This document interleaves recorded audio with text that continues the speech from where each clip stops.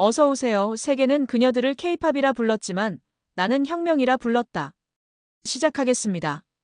구독, 좋아요, 꾹꾹 눌러주세요. 대한민국이 더 발전합니다. 일부 함성 너머에서 들려온 목소리. 파리의 초여름은 늘 그렇듯 황금빛입니다. 몽마르트르 언덕 너머로 떨어지던 석양 아래 저는 카메라와 노트북을 가방에 넣은 채 공연장을 지나쳤습니다. 원래 그날은 시간이 없었어요.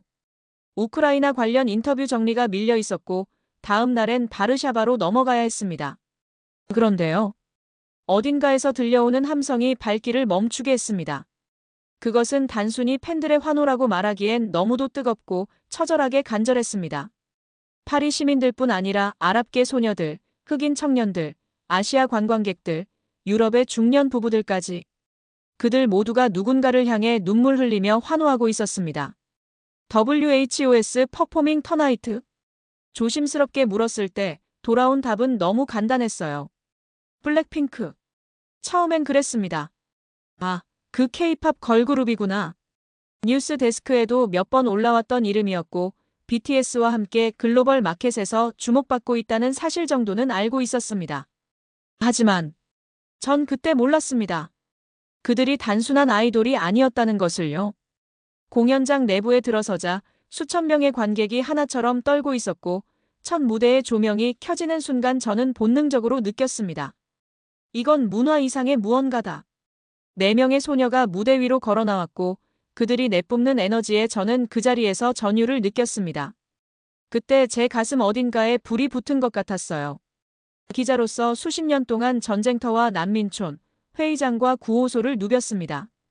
희망이란 단어에 둔감해지고 감동이라는 감정에도 어느새 피로해졌던 저였습니다. 하지만 그날 밤 무대 위에서 노래하고 춤추던 소녀들은 마치 이 세상의 모든 절망을 뒤집는 사람들처럼 느껴졌습니다. 공연이 끝나고 밖으로 나왔을 때 저는 마치 어딘가에서 깨어난 사람처럼 멍해져 있었습니다. 그리고 그 순간 한 소녀가 제게 말을 걸었습니다. 저 기자세요? CNN 기자 맞죠? 깜짝 놀랐습니다. 그녀는 중동계였고 10대 중반쯤 되어 보였습니다. 블랙핑크 기사 좀 써주세요. 제 인생 바꿨어요. 그 말이었습니다. 그 짧은 말 한마디가 제 마음에 파문처럼 번졌습니다. 왜? 라고 묻자 그녀는 이렇게 답했습니다. 그냥 제가 누군지 몰랐어요. 근데 블랙핑크를 보고 나니까 제가 누군지 조금은 알 것 같거든요. 그때부터였죠. 왜 블랙핑크인가? 이 단순한 질문에서 제 여정은 시작되었습니다. 저는 회사에 제안서를 냈고 본사에서는 다소 의아해했습니다. 국제부 기자가 K-팝 걸그룹을요? 하지만 저는 확신이 있었습니다. 이건 단순한 문화가 아니라고요. 이건 전 지구적 세대 정체성의 문제라고요. 그렇게 저는 한국으로 향했습니다. 그리고 그들의 이야기를 만나기 시작했습니다. 첫 번째 인터뷰 대상은 제니였습니다. YG 사옥에서 마주한 그녀는 예상과는 달리 매우 조용하고 말수가 적었습니다. 카메라 앞에서는 강렬한 카리스마를 뿜어내던 인물이었는데 실상은 눈빛이 깊고 단어 하나하나를 신중하게 고르는 사람이었습니다. 어릴 적 뉴질랜드에서 누구한테도 속하지 못한 느낌이 있었어요. 그녀는 그렇게 말했습니다. 혼자라는 게 싫었고 외롭고 나는 왜 이런가 싶었죠. 그러다 한국에 돌아오게 되었고 부모님의 권유로 YG 연습생이 되었지만 마음은 더 고립되어 갔답니다. 그땐 매일매일 울었어요. 완벽하지 않은 제가 너무 싫었거든요. 저는 그녀의 말을 들으며 제 안에서 뭔가 움직이는 걸 느꼈습니다. 결핍. 그녀는 결핍으로부터 자신을 정의했고 결핍으로 인해 완벽을 추구했습니다. 무대에서의 제니는 강함 그 자체지만 그 근원은 약함이었습니다. 그녀는 말했습니다. 그래서 지금도 매 무대가 전쟁 같아요. 무너지면 끝이니까. 그리고 조용히 덧붙였습니다. 사실 전 매 무대에서 살아남으려고 춤춰요. 그 말을 듣는 순간 저는 더 이상 제니를 단순한 연예인으로 볼 수 없었습니다. 그녀는 누군가의 롤모델이나 우상이 아니라 삶 그 자체를 무대로 표현하는 예술가였어요. 그날 밤 숙소에 돌아와 제 노트북을 펼쳤습니다. 그리고 이렇게 썼습니다. 그녀는 전쟁터에 있지 않았다. 하지만 그녀의 하루하루는 전쟁보다 더 치열했다. 루비 골던 취재 노트. 저는 아직 제니만 만났을 뿐인데 벌써부터 제 안에 무뎌진 감각이 되살아나는 느낌이었습니다. 그 순간 문득 머릿속에 파리 공연장에서 울던 그 소녀의 얼굴이 떠올랐습니다. 블랙핑크가 인생을 바꿨어요. 그 말의 무게가 이제는 조금 이해되는 것 같았습니다. 그리고 저는 확신했습니다. 이건 시작일 뿐이라는 것을요.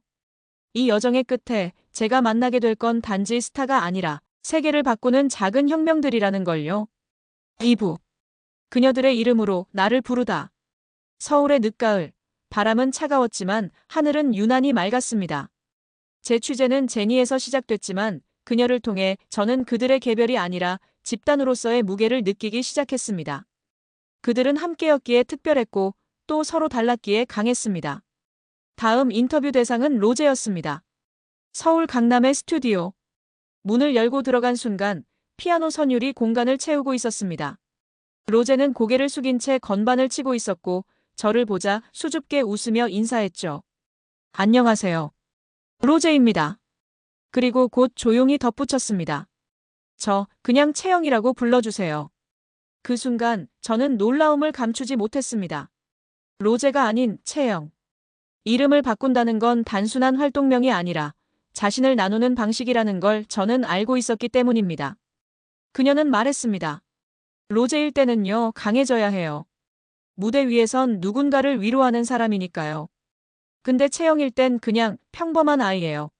로제, 아니 채영은 호주 시드니에서 자랐습니다. 어릴 때부터 피아노를 배우고 일기 쓰는 걸 좋아하던 감성적인 아이였다고 합니다. 아빠가 어느 날 K-파프 오디션이라는 걸 알려주셨어요. 재밌겠다 싶었어요. 그냥 경험처럼. 그렇게 한국으로 혼자 들어오게 되었고 언어도 문화도 낯선 땅에서 연습생 생활을 시작했습니다. 솔직히 매일 울었어요. 말이 안 통하니까요. 밥 먹으러 가도 말 한마디 못하고 뭘 잘못했는지도 모르고 혼나고. 그녀는 조용히 웃으며 말했지만 그 웃음엔 슬픔이 묻어났습니다. 저는 고개를 끄덕이며 물었습니다. 그럼 버티게 만든 힘은 뭐였을까요? 그녀는 잠시 침묵하다 이렇게 말했습니다. 어느 날 연습실 유리창에 비친 제 모습을 봤어요. 너무 초라하더라고요. 근데 그 모습이 싫지 않았어요. 나는 여기서 살고 있구나. 그 순간부터 조금씩 변했어요. 그녀는 외로움을 감성으로 바꿨고 감성을 노래로 만들었습니다. 곤이라는 곡을 쓸 때 그 마음이 고스란히 담겼다고 하더군요. 그냥 누군가 제 마음을 알아줬으면 좋겠다는 생각이었어요. 그리고 그녀는 조용히 말했습니다. 그래서 무대에 설 때 저 멀리 있는 누군가를 항상 상상해요. 저처럼 낯선 땅에서 울고 있는 또 다른 저를요. 그 말을 들으며 저는 수단 난민촌에서 홀로 아기를 돌보던 10대 소녀를 떠올렸습니다. 이방인이자 여성으로 정체성조차 흔들리는 그들의 삶. 그리고 로제는 그런 이들에게 소리 없는 위로를 건네는 존재라는 걸 깨달았습니다. 그녀와의 인터뷰를 마치고 나오는 길. 문득 제 귀에 맴도는 한 문장이 있었습니다. 저는 누군가에게 제가 원했던 나가 되고 싶어요. 그리고 다음 날 저는 또 한 명의 다른 세계를 만났습니다. 리사. 태국 출신의 세계적인 댄서이자 블랙핑크의 막내. 강렬하고 자유롭고 자신감 넘치는 그녀의 이미지는 사실 너무도 반전이었습니다. 저 처음 한국 왔을 때요. 아무 말도 못했어요. 리사는 어린 시절 댄스를 좋아했던 시골 소녀였습니다. 부모님이 허락해 주셨을 땐 그냥 꿈 같았어요. 근데 막상 오니까 너무 무서웠어요. 하루도 빠짐없이 차별을 느꼈거든요. 단 한 명의 외국인 연습생. 수많은 시선과 편견, 발음 지적, 피부색에 대한 언급까지. 어느 날 누가 그러더라고요. 리사는 외국인이라서 절대 데뷔 못해. 그 말 듣고 화가 났어요. 그래서 더 열심히 했어요. 한 번도 지각하지 않고 하루도 쉬지 않고. 그녀는 그렇게 다름을 무기로 만들었습니다. 무대 위에서 그녀는 누구보다 자유롭지만 그 자유는 수없이 억눌린 억울함의 결과였습니다. 지금도요. 무대에 서면 증명해야 한다고 생각해요. 나는 여기 있어도 된다는 걸요. 그 말에 저는 한동안 말을 잇지 못했습니다. 그녀는 마지막으로 이렇게 말했습니다. 그래서 블링크들 팬들이 제게 당신 덕에 나도 내 나라에서 당당해졌어요 라고 말해주면요. 정말 모든 게 다 괜찮아져요. 그날 밤 저는 노트북에 또 하나의 문장을 새겼습니다. 그녀는 무대 위의 별이 아니었다. 차별과 편견을 이겨낸 하나의 세계였다. 루비 골던 취재 노트. 로제는 외로움을 노래로 바꾼 예술가였고 리사는 다름을 무너뜨린 혁명이었습니다. 그리고 그 순간 저는 다시금 깨달았습니다. 이 취재는 단지 K-파프의 인기를 파헤치는 것이 아니었습니다. 이건 세상이 왜 그녀들에게 열광하는가에 대한 존재론적 질문이었습니다. 그녀들의 이름으로 수많은 소녀들이 자기 자신을 부르고 있었습니다. 그리고 그 목소리는 세상의 그 어떤 외침보다도 뜨겁고 진실됐습니다. 3부. 무대 밖에서 들려온 이야기. 서울의 겨울은 빠르게 찾아왔습니다. 차가운 바람이 불어오는 그날, 저는 블랙핑크의 마지막 멤버, 지수를 만나러 갔습니다. YG 연습실 뒤편, 조용한 사무동의 회의실이었습니다. 창밖으론 회색빛 하늘 아래 연습실을 오가는 연습생들의 그림자가 비쳤고 저는 그들 중 한 명이었던 지수라는 사람을 상상하고 있었습니다. 곧 그녀가 들어왔습니다. 지수는 다른 멤버들과 달리 인사부터 무척 단정했습니다. 안녕하세요. 지수입니다. 많이 기다리셨죠? 겸손하고 또박또박. 그녀의 첫인상은 차분함 그 자체였습니다. 저는 노트북을 펼치며 말했습니다. 지수 씨는 사실 처음부터 주목받던 멤버는 아니었죠. 그녀는 멋쩍게 웃었습니다. 맞아요. 오디션 때도 솔직히 잘한 게 없었거든요. 춤도 노래도 눈에 띌 정도는 아니었어요. 그녀는 그렇게 말하면서도 그 기억이 전혀 부끄럽지 않은 듯 보였습니다. 다만 포기하지는 않았어요. 지수는 연습생 시절 누구보다 늦게 성장했다고 했습니다. 다들 연습 끝나면 집에 갔는데 저는 연습실에 남아서 다시 했어요. 녹음했던 걸 계속 들으면서 어디서 삑사리가 났는지 확인하고 그냥 제가 잘할 수 있는 방법은 시간을 더 쓰는 것밖에 없었거든요. 그녀는 한 번도 천재로 불리지 않았습니다. 단 한 번도 타고났다는 말을 들어본 적이 없다고 했습니다. 하지만 누구보다 오래 버텼고 누구보다 꾸준히 걸어왔습니다. 그녀는 말했습니다. 연습생 때 다른 친구들이 하나둘 포기하고 나가요. 그걸 볼 때마다 마음이 무너졌죠. 근데 전 뭔가 말은 못하겠는데 남아야 한다는 생각이 있었어요. 저는 조용히 그녀에게 물었습니다. 왜 그렇게까지 해야 했나요? 그녀는 잠시 고개를 숙이더니 이렇게 말했습니다. 사실 저희 집이 그렇게 여유 있진 않았어요. 부모님은 늘 하고 싶은 거 해라 하셨지만 그 말 속엔 책임도 내 몫이다라는 의미가 있었던 것 같아요. 제가 이 길을 포기하면 누구도 대신 후회해주지 않잖아요. 그 말을 듣는 순간 저의 마음이 조금 흔들렸습니다. 기자로서 저는 수많은 특별한 사람들을 인터뷰해왔습니다. 그들은 보통 비범함에서 시작했죠. 하지만 지수는 아니었습니다. 지수는 우리 모두와 같은 평범함에서 출발한 사람이었습니다. 지금도 무대에 설 때마다 떨려요. 왜요? 이미 수많은 관객 앞에 섰잖아요. 그게 오히려 무서워요. 그 기대가 무너질까봐. 그게 제가 만든 게 아니라 팀이 만든 거면 어쩌나 싶고요. 그녀는 아직도 자신을 완성되지 않은 존재라고 말했습니다. 계속 배워야 해요. 춤도 노래도 연기도 저는 아직도 배워가는 중이에요. 지수의 말은 다른 멤버들과 또 다른 무게를 가지고 있었습니다. 제니가 결핍에서 강함을 택했다면, 로제가 외로움에서 감성을 길렀고 리사가 차별을 투쟁으로 바꿨다면 지수는 성실함 하나로 자신의 길을 열어낸 사람이었습니다. 그녀와 인터뷰를 마치고 나왔을 때 저는 마치 스스로에게 따끔한 충고를 받은 기분이었습니다. 루비, 당신은 지금까지 너무 쉽게 포기해왔던 건 아니었나요? 지수는 그 무엇보다 조용하지만 강한 사람으로 저의 무뎌진 자존감을 자극했습니다. 그날 밤 노트북에 마지막 한 문장을 남겼습니다. 세상은 늘 영웅을 찾는다. 하지만 때로 가장 큰 영웅은 끝까지 포기하지 않는 사람이다. 루비 골던 취재 노트. 블랙핑크. 그들은 하나의 브랜드였고 동시에 각각의 서사였습니다.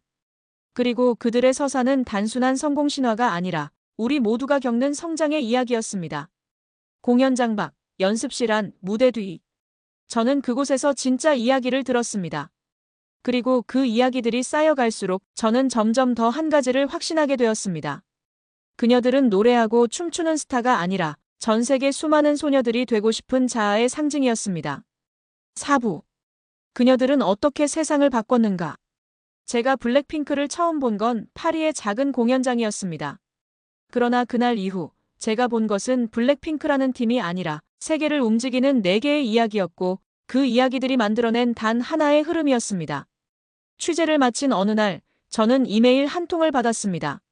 보낸 사람은 익명의 소녀. 보낸 곳은 나이지리아 라고스의 한 소녀 재단.